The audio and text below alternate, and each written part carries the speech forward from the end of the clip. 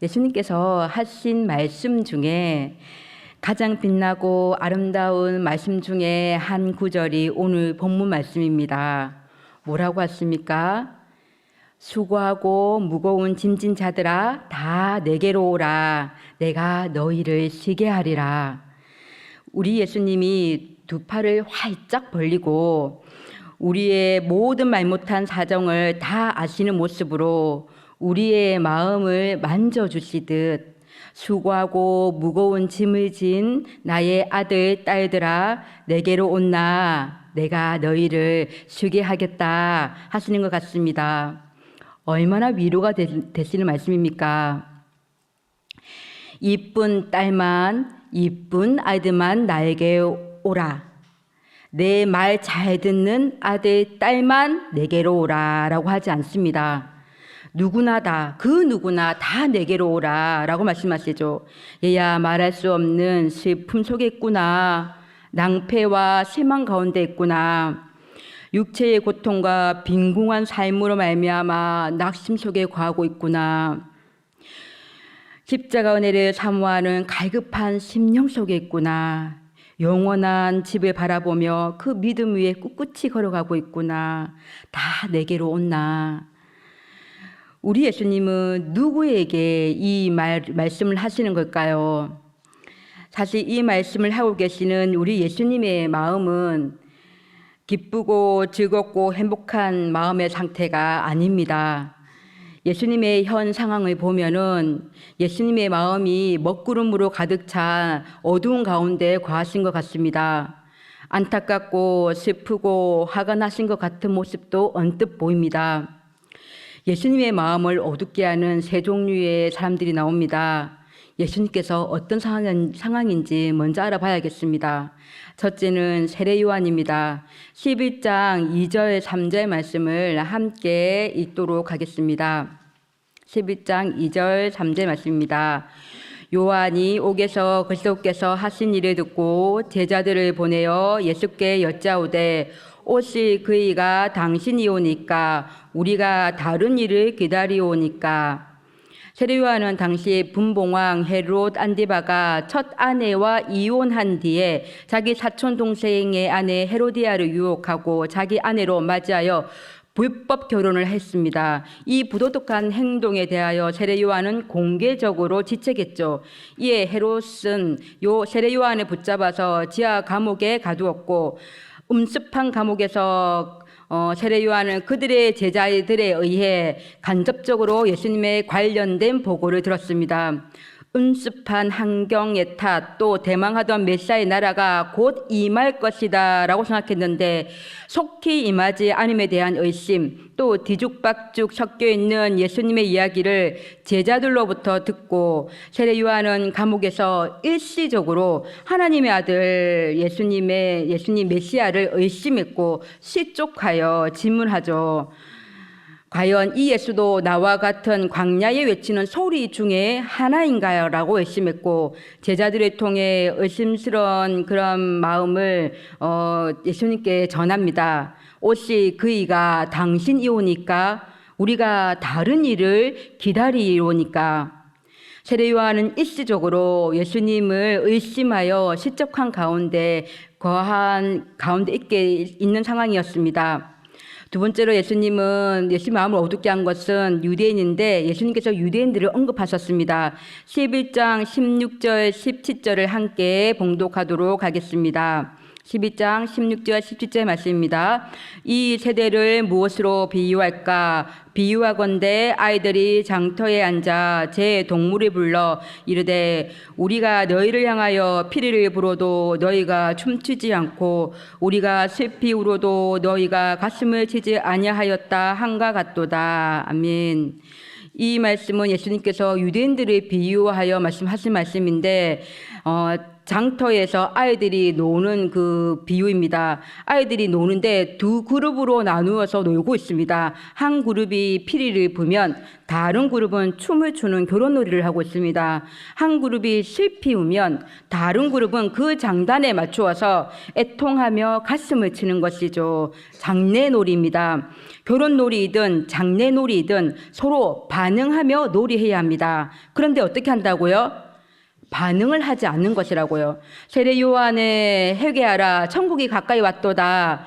세례 요한의 부르짖음에도 반응이 없는 세대. 구약의 선지자가 그토록 많이 예언했던 메시아 예수님이 오셨음에도 영적으로 무감각하고 완악하여 무반응한 유대인들에 빗대어 예수님께서 말씀하신 겁니다. 그들은 이러했습니다. 세례 요한에 보면은 먹고 마시지는 않는다. 그 귀신에 들렸다. 자신들의 금식과 이 세례 요한의 금식이 다르다 하여 귀신에 들렸다라는 모욕적인 말을 합니다. 당시 이 말은 모욕적인 욕설입니다. 예수님에게는 또 이렇게 말했습니다. 왜 인자는 먹고 마시며 먹기를 탐하느냐? 수주정뱅이처럼 취해 있냐? 세리들과 함께 먹고 마시는 예수님을 비난한 것이죠. 완악한 그들의 시선은 항상 삐뚤어지고 복음이 들어가지 않는 굳은 마음을 가졌습니다. 심술궂고 까다로운 어린이는 상대방이 자신의 장단에 맞춰주기를 고집하고 있습니다. 유대인들은 그 심술궂고 까다로운 어린이처럼 세례 요한과 예수님이 자신의 장단에 맞춰 춤을 추며 자신의 북소리에 발에 맞춰 행진하기를 바라고 있습니다. 세례 요한이 누구입니까? 11절에 예수님도 인정하신 사람입니다. 여자가 낳은 자 중에 세례 요한보다 큰 이가 일어남이 없도다 하셨죠. 또 예수님은 누구십니까? 하나님의 아들이십니다. 안무를 놀이를 할 때 안무를 짜거나 음악을 연주해야 할 사람이 있다면 메시아인 예수님이나 또 선구자인 세례 요한일 것입니다. 그런데 교만한 유대인들은 냉담한 반응으로 주님께 이렇게 나아가고 있는 것이죠. 세 번째로 예수님께서 언급하시는 사람들은 예수님께서 권능을 가장 많이 행하신 갈릴리 근처에 있는 갈릴리 사람들이었습니다. 20절, 21절을 함께 읽도록 하겠습니다. 예수께서 권능을 가장 많이 행하신 고이들이 회개하지 아니하므로 이때에 책망하시되 화하실진저 고라시나 화하실진저 벳세다야 너희에게 행한 모든 권능을 두로와 시돈에서 행하였다면 그들이 벌써 베옷을 입고 제에 앉아 회개하였으리라. 아멘. 예수님은 갈릴리 지역에 있는 고라신 벳세다 그리고 23절에 가버나움 세 고을과 옛날에 고대 이방 도시인 사악하고 완악했던 두로와 시돈, 소돔과 이 세 고을을 비교합니다. 내가 그 우상 숭배와 음란이 가득했던 그 고대 이방 도시에 가서 예수님께서 권능을 행하였다면 음란한 그들도 이미 베옷을 입고 제에 앉아 회개하실 것이다. 너희들은 왜 회개치 않냐라고 책망하시는 것이죠. 벳세다는 베드로, 안드레, 빌립의 고향이고요. 예수님께서 눈먼 소경의 눈을 뜨게 하신 곳입니다. 그 근처에 있는 가버나움은 세리 마태가 부름받은 곳이고요. 백부장의 중풍병에 걸린 하인이 또 베드로 장모의 열병을 이렇게 고친 곳이기도 하고요. 들것에 실려온 중풍병자가 구원받은 곳, 오병이어의 사건과 천국 복음을 전파했던 그러한 곳입니다. 그런데 벳세다야 고라시나 가버나움아 너희 마음이 어찌하냐 비가 홍수같이 내려도 흡수되지 않는 아스파트 같은 것이 너희들의 마음이다. 이처럼 나의 권능이 이렇게 많이 행하여졌음에도 너희들이 교만하여 회개치 않는구나 라고 말씀하는 거죠. 예수님의 마음을 힘들게 하고 안타깝게 한 사람들의 세 무리들이 이렇게 성경 속에 소개가 되어지고 이때 예수님께서 하신 말씀이 오늘의 말씀 11장 28절에서 30절의 말씀입니다. 이 무리들이 나와는 상관이 없다고 생각하십니까? 왜 난 이 예배 자리에 나와 있으니까, 왜 난 말씀대로 살려고 부단히 노력하니까. 유대인들은 우리들보다 더한 거 다 아시죠? 안식일을 얼마나 거룩하게 지켰는지 모릅니다. 그들은 말씀에 매여서 살았습니다. 하지만 자기 의를 위하여 살았죠. 살다 보니, 이렇게 살아오다 보니, 인생을 되돌아보니 결국은 하나님의 마음보다 자기의 고집대로 살게 된 사람들이었습니다. 우리 가운데 어느 누가 그들을 정죄할 수 있겠습니까? 우리가 그들과 같지 않다고, 우리는 그들과 다르다고 어느 누가 자신 있게 일어설 수 있겠습니까? 내 고집대로의 사람들, 어쩜 우리는 그들보다 더 고집스러운지도 모르겠습니다. 왜냐하면 주님 앞에 우리의 고집을 꺾지 않기 때문이죠. 내 뜻대로 안 돼서 화가 나고 속상하고 분내고, 때로 우리의 마음엔 주님의 사랑이, 주님의 말씀이 비집고 들어올 자리가 없어서 우리 주님은 밖에 서 계십니다. 혹시 이런 감정의 단어 속에 거하지는 않으신가요? 내가 누군데, 감히 나한테, 지가 뭔데, 내가 어떻게 살았는데, 내가 어떤 사람인데, 내가 해준 게 얼만데. 우리는 연약하여 거센 파도를 보면 세례요한과 같이 의심의 물결 위를 지날 때가 있고요. 우리 주님께서 베세다, 고라신, 가버나움에서 행하셨던 수많은 권능과 같이 우리의 삶 속에 수많은 은혜를 부어주시며 말씀을 통해, 기도를 통해, 찬양을 통해, 성령을 통해 우리의 주님의 그 임재하심을, 그 권능을 우리에게 누리게 해 주셨건만, 교만함 속에 눈 어둡고 귀 멀어서 우리 주님 아니 계신 것 같이 말하고 행동하기도 했었습니다. 또 하고 있습니다. 이 세 종류의 사람들은 왔다리 갔다리 하는 우리의 상황과 같습니다. 예수님의 마음은 어땠을까요? 의심하는 물결위를 걷고 있는 세례 요한, 심씨 굳고 까다롭고 비뚤어져 굳은 마음, 교만으로 가득한 유대인들, 많은 권능과 천국 복음을 전파했음에도 회개하지 않는 갈릴리 사람들, 왔다리 갔다리 하는 우리들을 보시고 예수님은 회개치 않는 그들을 보고 이렇게 말씀하시죠. 앞절의 말씀들을 보면 화 있을진저, 화 있을진저, 화 있을진저라 말씀하시는 예수님의 마음은 어떤 마음이실까요? 금방 의심에 빠지는 연약한 사람아, 완악하고 교만하고 뻔뻔한 사람들아, 한 영혼의 구원을 위해 내가 그렇게 많은 권능으로 함께 했음에도 회개치 않는 사람들아, 이 저주받을 사람들아, 너희들이 그랬지?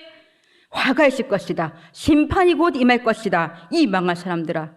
이렇게 화냈었을까요? 아니죠.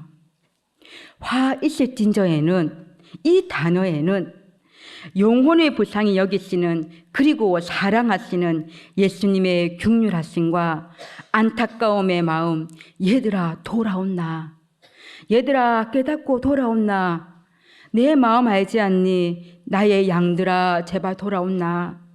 애타게 부르짖으시는 주님의 마음이 드러난 외침이십니다. 예수님은 팔을 벌리고 인자하신 눈빛으로 온유하신 모습으로 말씀하십니다. 그럼에도 불구하고 모든 사람들을 향하여 부르시고 초청하십니다. 함께 봉독하겠습니다.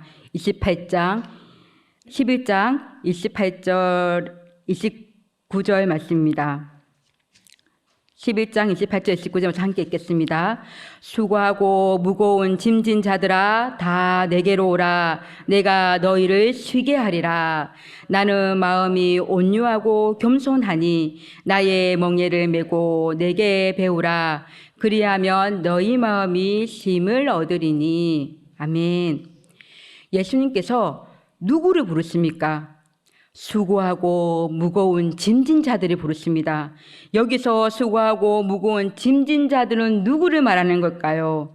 세례요한같이 일시적이지만 예수님을 의심하는 사람들 빼고 심술궂고 까다로운 아이처럼 자신의 고집 속에 자신들의 장단에 맞춰 춤추기를 원했던 사람들, 이래도 흥 저래도 흥했던 교만으로 가득한 유대인들 빼고 주께서 많은 권능을 행하였음에도 완악하고 사악하여 아스파트 같은 마음을 가진 베세다 고라신 가버나움 같은 사람들 빼고 순수한 어린아이의 마음과 같아서 주님을 믿음으로 믿은 사람들, 왜 예수님께서 이 땅에 사람의 모습으로 오셨을 때 왕궁의 왕도 어떤 지혜자도 어떤 권력자도 어떤 부자도 예수님의 태어나심의 소식을 듣지 못했지만 가장 먼저 주님의 태어나신 소식을 들은 복된 사람이 누구였습니까?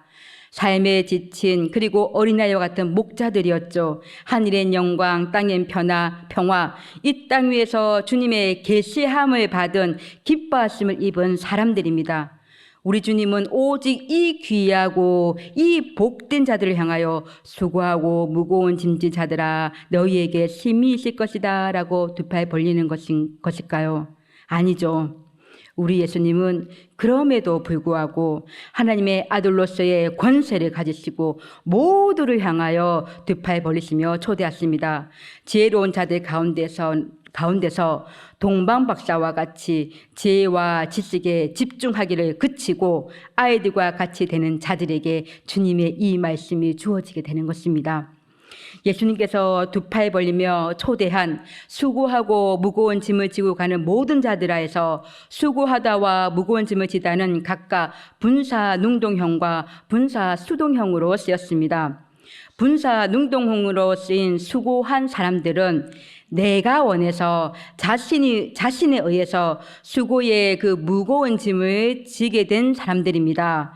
자신이 능동적으로 하여서 생긴 짐들입니다. 그 짐으로 말미암아 낙담하게 되고 용기를 잃게 되고 이제까지 계속해서 그렇게 지치고 마음이 낙심한 가운데 있는 사람들입니다.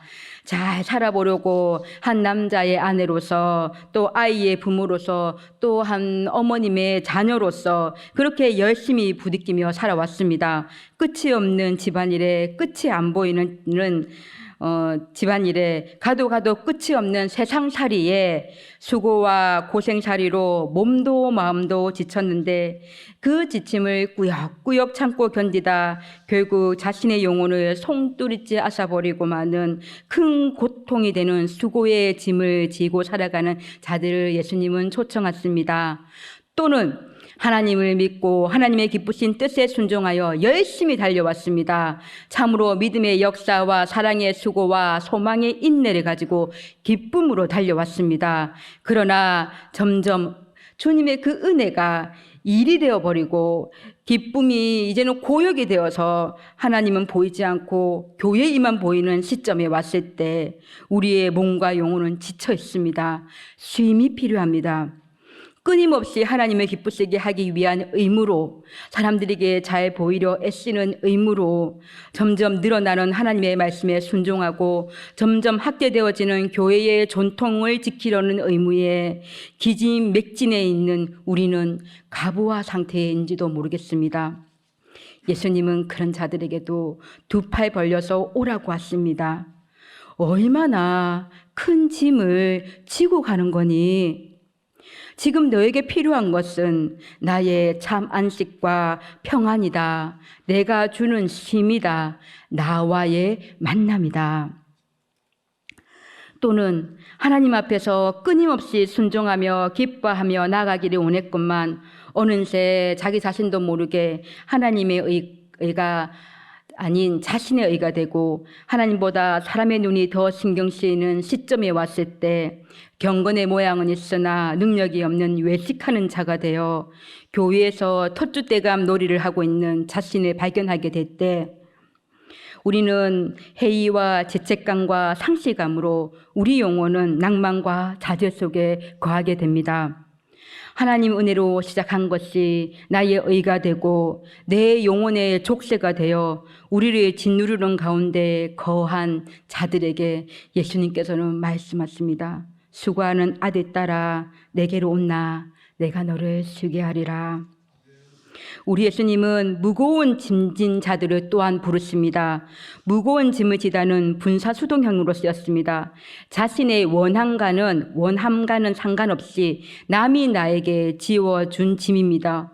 어쩔 수 없이 지고 가는 오늘날 우리들의 모습입니다.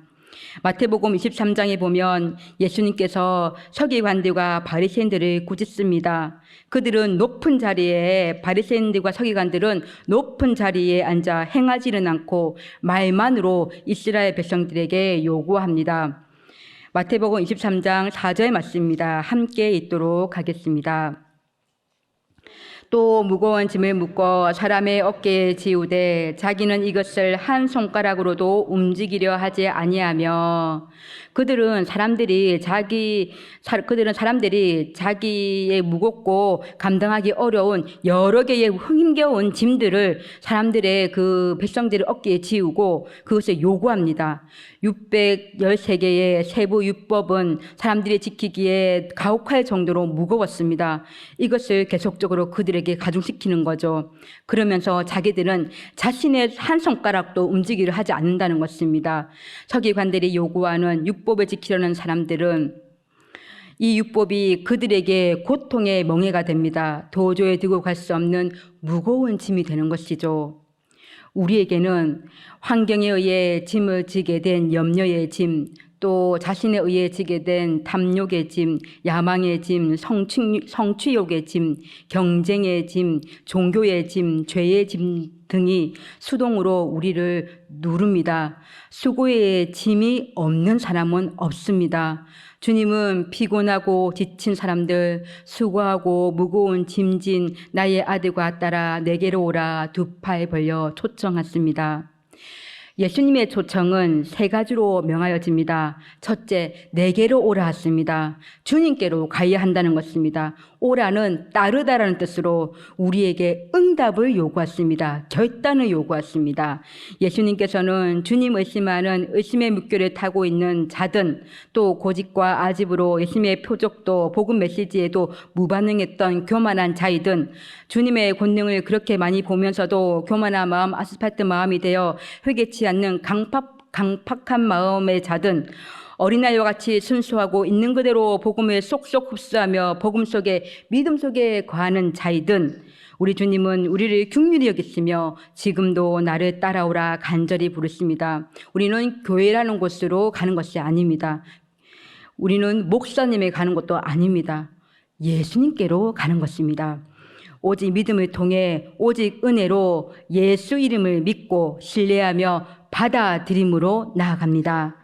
기뻐하심을 입은 복된 자는 주님을 따르겠습니다라는 자신의 응답의 결단이 필요합니다. 둘째, 예수님께서는 내 멍에를 메라라고 하십니다. 예수님은 너가 갖고 있는 너의 짐을 지고 가야지 그리고 나를 따르라 하고 말씀하지 않으셨고 예수님은 나의 멍에를 메라라고 하셨습니다. 예수님의 멍에는 바리새인들이 유대인들에게 지어준 기쁨이 없는 멍에, 부담스러운 멍에, 결국 고통으로 이끌어갈 영혼을 죽이는 그 멍에와 다릅니다. 그림을 한번 보시죠. 멍에는 두 마리의 동물, 보통 항소 두 마리를 하나로 묶어서 짐을 싣거나 대판에서 일할 수 있도록 동물들의 목에 가로로 얹는 둥근 나무 막대기입니다. 한 쌍의 항소가 하나의 멍에로 연결되듯이 예수님도 그 멍에를 맨 사람과 하나로 묶이시는 거죠. 주님께서 말씀하셨습니다. 내 멍에는 쉽고 가볍다. 집을 운반하거나 밭을 가는 노역을 위해서 항소 두 마리를 함께 묶는 멍에가 어찌 쉽고 가벼울 수 있겠습니까? 실제로 이스라엘 백성에게 바리새인들이 짐을 지게 한 그 멍에는 진실로 고역과 고통이었습니다. 그러나 우리 주님은 분명히 말씀하셨죠. 내 멍에는 쉽고 가볍다. 왜 그렇습니까? 예수님은 온유하고 겸손하신 분이시기 때문입니다. 예수님의 온유와 겸손의 절정은 빌립보서 2장 6절에서 8절 사도 바울의 고백에서 나옵니다. 함께 읽어보도록 하겠습니다. 그는 근본 하나님의 본체였으나 하나님과 동등됨을 취할 것으로 여기지 아니하시고 오히려 자기를 비워 종의 형체를 가지사 사람들과 같이 되셨고 사람의 모양으로 나타나사 자기를 낮추시고 죽기까지 복종하셨으니 곧 십자가에 죽으심이라. 아멘. 예수님은 하나님의 아들로 종의 흉내만 낸 것이 아니라 진정한 종으로서의 삶을 사셨습니다. 예수님은 죄인에게 다가가셨고 그들을 구원하기 위해 인간의 몸을 입으시고 비천한 자리로 내려오셔서 십자가를 지셨습니다. 나를 사랑하사 나를 위하여 십자가를 지신 주님, 그러기에 주님과 함께 멍에를 매는 것은 은혜와 같은 혁명과 같은 은혜입니다. 주님의 십자가 죽음과 부활과 승천으로 완성된 그리스도의 역사는 더 이상 죄와 죄책감에 빚지지 않게 해주고요. 또 영원한 저주라는 위협도 없으며 오직 은혜 안에 회복과 참된 힘이 있으며 성령과 하나 된 우리에게 지속적인 은혜로 참 안식을 이 땅에서 누리게 해주십니다. 주님과 함께하는 멍에는 그 짐을 나 홀로 떠맡도록 우리 주님께서 방치하지 않으십니다. 사실은 주님께서 모든 것을 이루십니다.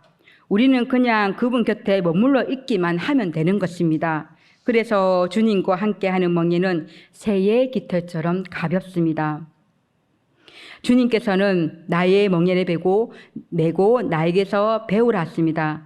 주님과 함께 동행하며 주님 따라 살아가는 삶을 말씀하고 계시는 거죠. 말씀을 맺겠습니다. 주님은 수고하고 무거운 짐진 자들아 다 내게로 오라 두 팔 벌려서 초청하십니다.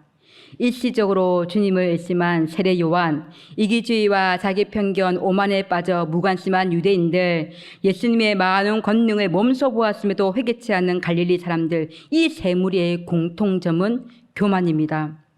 교만 앞에 어느 누가 그들을 정죄할 수 있겠습니까? 나는 안 그렇다 손가락질 할 수 있겠습니까? 연약하기에 다람쥐 쳇바퀴 돌듯 그때 처해진 상황에 따라 환경에 따라 사람에 따라 변화무쌍한 우리들 인생임을 고백합니다. 우리는 수고하고 무거운 짐진 자들입니다. 내가 스스로 만든 내 의에 의해 또는 타인에 의해 지게 된 것에 의해 환경에 의해 지게 된 그 짐을 지고 가는 이 세상의 순례자들입니다. 정도의 차이는 있으나 모든 사람들이 수고하고 무거운 짐을 진 자들입니다. 주님은 다 아십니다. 주님은 너는 두 마음을 품고 있구나. 그 둘 사이에서 나를 저울질하지 마라. 왜 너는 너의 의로 살면서 나를 위해 사는 것처럼 행동하니? 말씀을 그토록 듣고 보면서 손가락 하나 까딱하지 않고 행함은 없고 입만으로 사는구나. 왜 용서해 주지 못했니? 왜 먼저 다가가지 못했니? 왜 상처 주기만 하니? 왜 너 마음만 소중하니? 라고 책망하지 않으십니다. 우리 주님은 그런 자들에게도 우리의 그런 마음을 품고 있는 우리의 현실에서도 두 팔 벌려서 내게로 오라고 했습니다. 우리가 지고 있는 그 짐들을 보시는 거죠. 너가 진 짐들이 참으로 크고 힘들었겠구나. 나는 온유하고 겸손하다. 너를 사랑하였고 그래서 포기 못하며 너를 위해 십자가를 지었다. 세상 끝날까지 너와 함께 하겠다고 약속도 하였다. 나의 멍에를 메고 나와 함께 가자. 그러면 너의 마음에 참 안식을 누릴 것이다. 아멘. 우리는 지속적인 성령의 도우심이 필요합니다. 왜냐하면 우리는 연약하기 때문입니다. 성령께서 우리의 변화무쌍한 마음에 또 영혼을 지속적으로 주님과 동행하게 하도록 주님 안에서 참 안식을 누리도록 도와주십니다. 수고하고 무거운 짐진 아들아 딸아 부르시는 주님의 응답에 부르심에 다시 한번 응답하시며 나아가시기를 원합니다.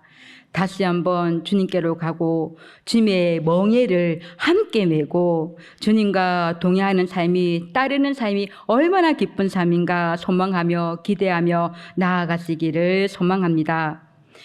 참으로 이제는 짐이 더 이상 우리의 짐이 아닌 이것이 주님과 함께하는 동행함으로 나의 노래와 찬양이 될 것임을 확신합니다. 그리고 찬양 가사처럼 죽은 후에 천국에서 다시 깨어나 우리 주님과 참 안식, 참 기쁨 누리며 길이길이 우리 주님과 함께 사는 소망 속에 거하게 될 것입니다. 참으로 복된 성도 되시기를 소망하고 축복합니다. 이 시간 찬양으로 고백합시다.